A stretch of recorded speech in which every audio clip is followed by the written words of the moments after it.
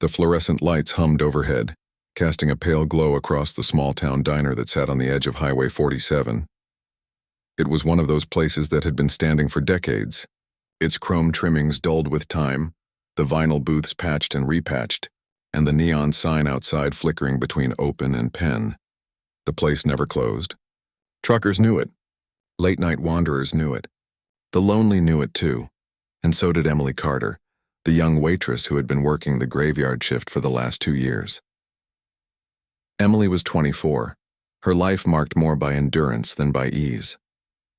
Her father had left when she was 8, her mother worked herself sick until cancer took her, and Emily had been on her own ever since.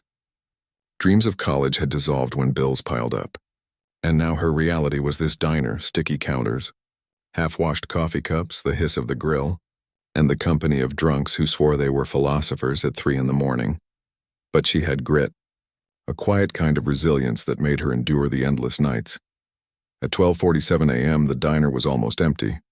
A lone trucker sat in the far booth, head leaning against the window, his half-empty coffee cooling before him.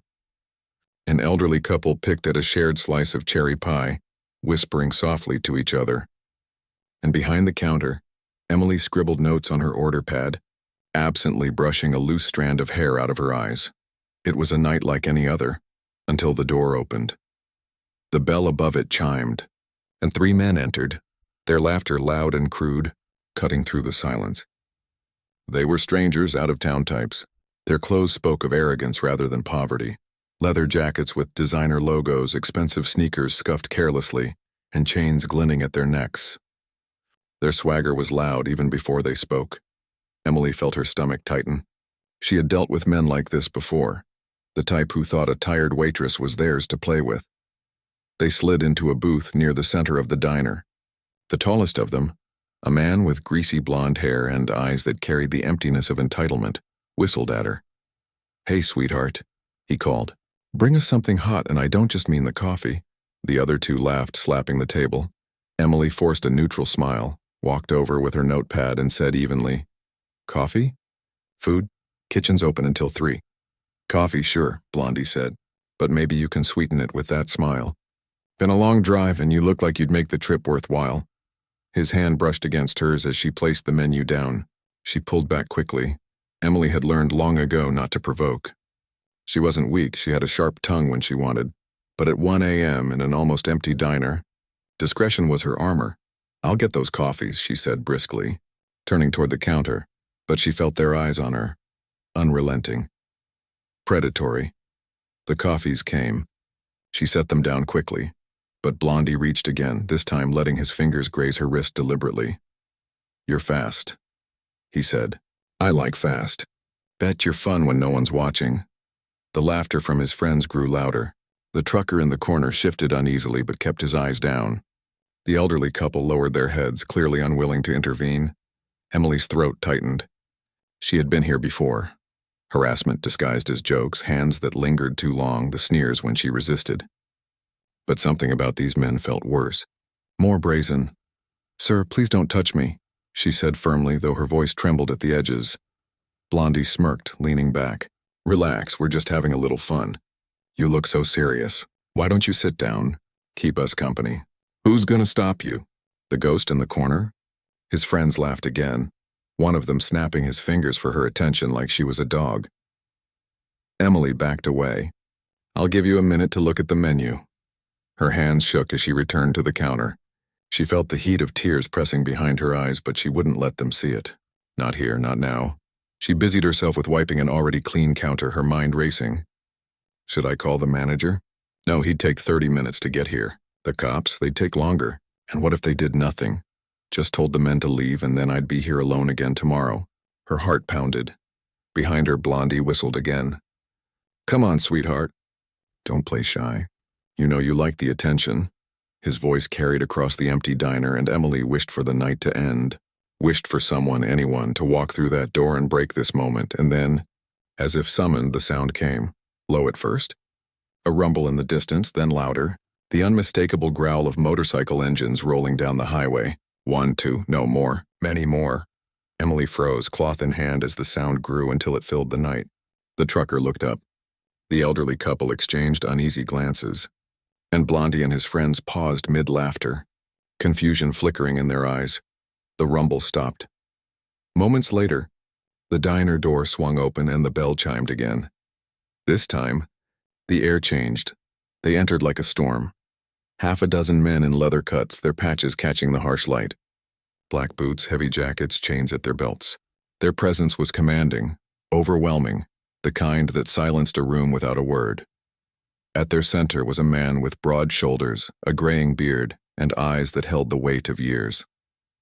His jacket bore the insignia of a local biker chapter, one that people in town both feared and respected. Emily's breath caught. She knew of them. Everyone did. The bikers spread across the diner casually like they owned the ground they walked on. Some slid into booths, others leaned against the counter. But all of them carried the same aura. Danger wrapped in loyalty, chaos tied by brotherhood. The leader's eyes scanned the room, taking in everything. The trucker, the couple, the three men at the booth, and finally Emily, standing rigid behind the counter. His gaze lingered on her just long enough to read what words couldn't say. He knew. Emily swallowed hard, clutching the rag in her hand. The diner was no longer quiet. It was charged. And for the first time that night, Blondie didn't look so sure of himself. The diner door swung shut behind the last of them, and the bell above the entrance gave its final metallic chime. For a moment, the place was filled with nothing but the scent of motor oil, leather, and the lingering smoke that clung to their jackets. The trucker in the corner sat up straighter as if suddenly reminded of his posture. The elderly couple went rigid, their forks resting nervously on their pie plate. Even the hum of the fluorescent light seemed quieter, drowned beneath the gravity these men brought with them. Emily stood behind the counter, rag still in hand. Her breath caught halfway in her chest. The leader, the man with the gray beard and the presence of someone who had lived 100 hard lives, stepped further inside. His boots struck the linoleum floor with heavy, deliberate sounds. He didn't move fast, but he didn't need to. Men like him owned the air they breathed. Blondie and his two companions exchanged quick, uneasy glances. The smirks were still there, but they wavered now, hanging like paper masks that might fall with the wrong gust of wind. One of the bikers, tall and broad with tattoos creeping up his neck like wildfire, leaned against the jukebox and gave a low chuckle. "Quiet little place you got here," he said, his voice gravelly. Almost too quiet. Emily forced herself to move. She reached for the coffee pot, trying to steady her hands, but the tremor gave her away. The leader noticed. His eyes, sharp and calculating, followed her every movement. Then, just as smoothly, his gaze shifted to the three men at the booth. "What's the problem here?" His tone was low, calm, yet it cut through the room like a blade. Blondie straightened in his seat, putting on a show of bravado. "No problem, man. Just grabbing some coffee. Having a little fun." The biker's lips curled into something between a smirk and a snarl. "Fun!" He said the word like it was poison in his mouth. Emily's pulse quickened. She wanted to speak, to say something, to explain what had happened, but her throat felt tight, her voice stolen by the gravity of the moment. Another biker slid into a booth across from the three men, his thick arms folded on the table, tattoos visible even beneath his rolled-up sleeves. "You call that fun?" he asked. "Harassing the girl just trying to do her job?" The trucker in the corner shifted, his eyes darting between the groups. The elderly couple sat frozen, their hands entwined beneath the table. No one moved. No one breathed too loud. Blondie gave a laugh, though it sounded forced. "Hey, relax. We were just messing around." She didn't mind, did you, sweetheart? His eyes locked on Emily. Demanding. Cornering. Emily opened her mouth, but before she could force a word, the gray-bearded leader spoke again, she minded. The words were flat, certain. There was no question in them, only truth.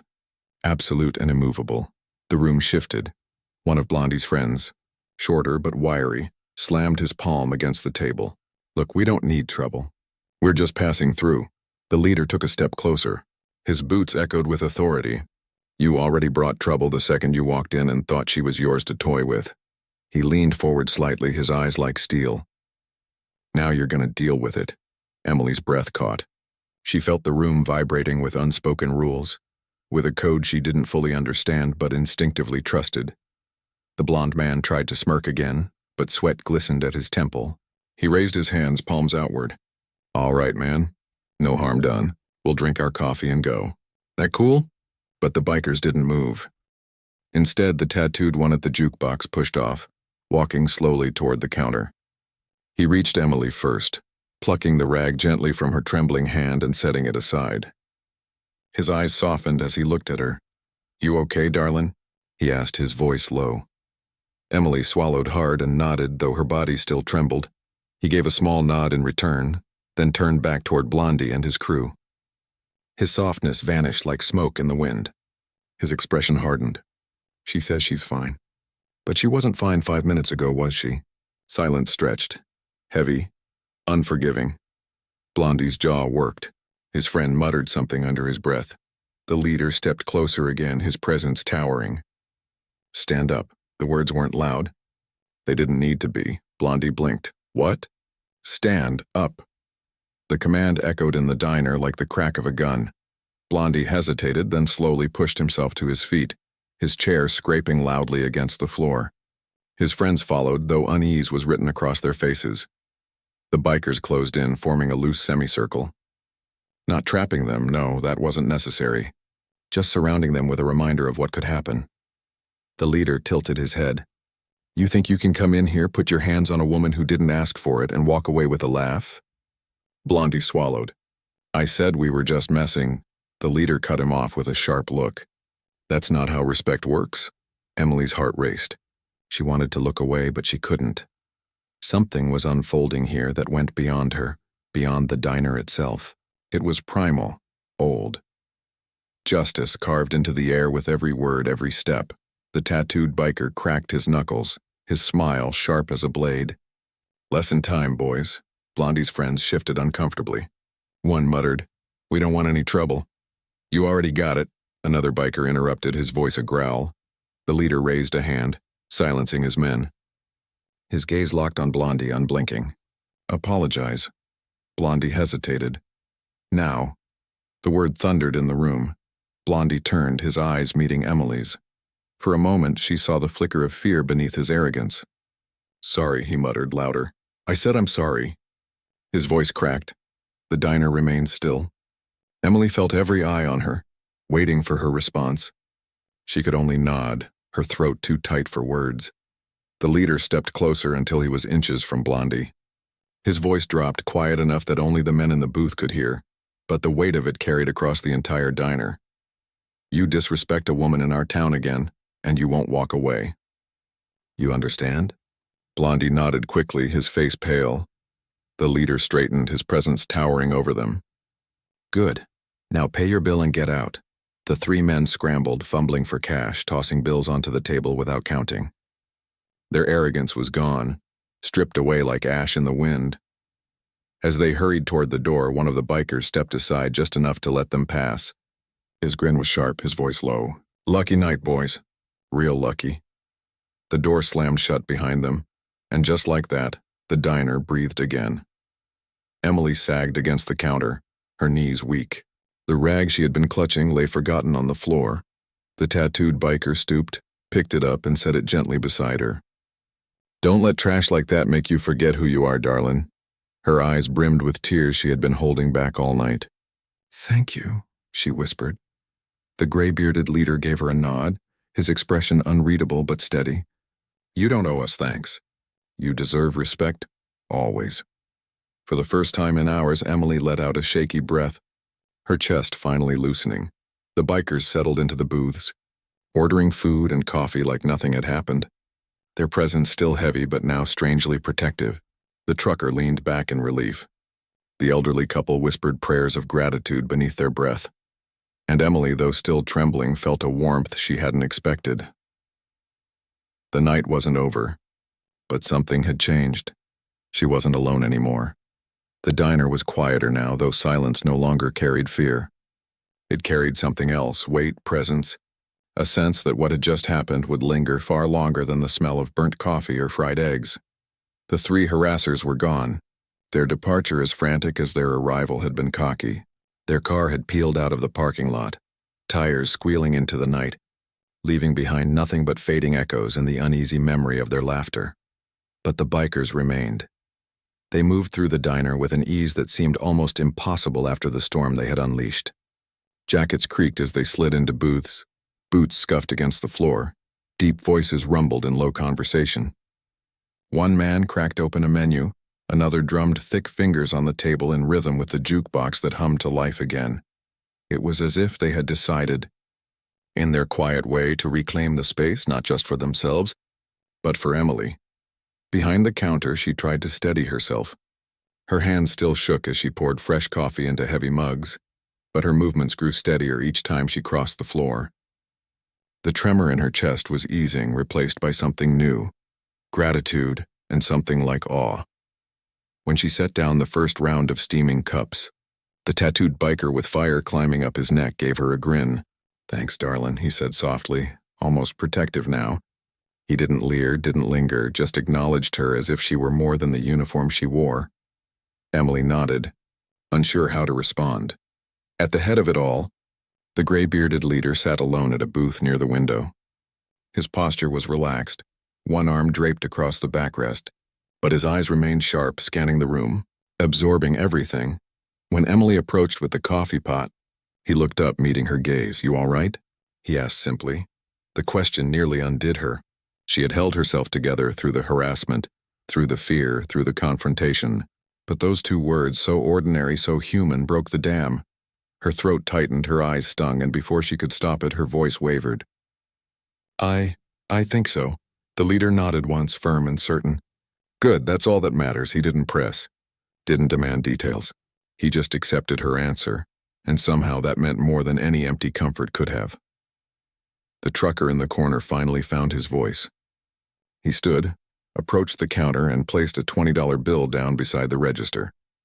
"For her," he said gruffly, jerking his chin toward Emily.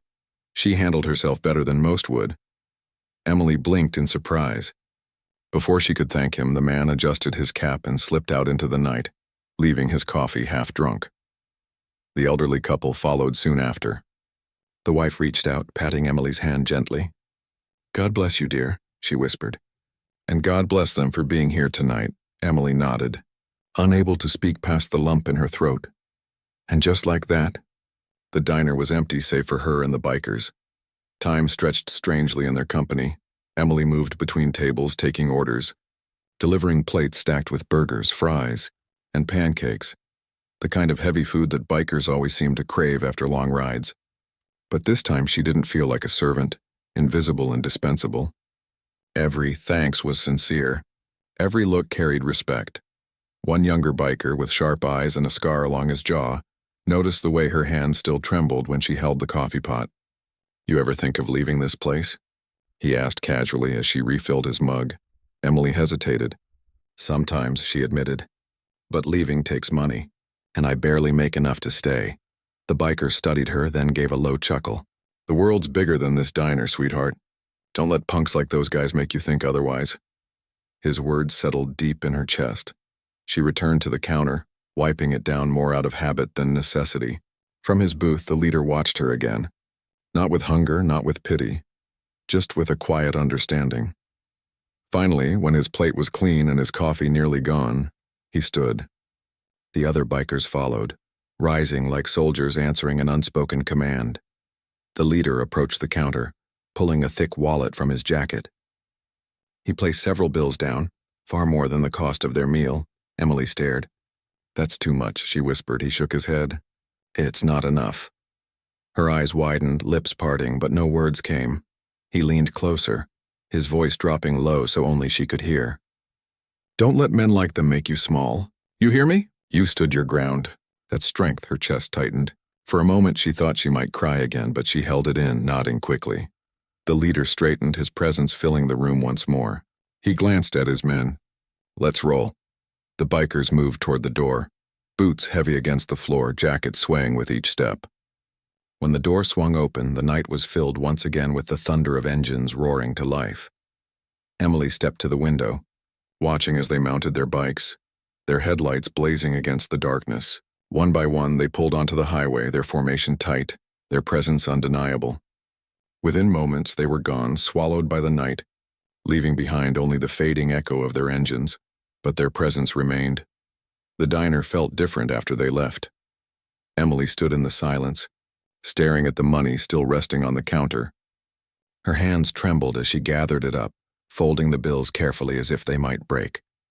For the first time in years, she didn't feel invisible.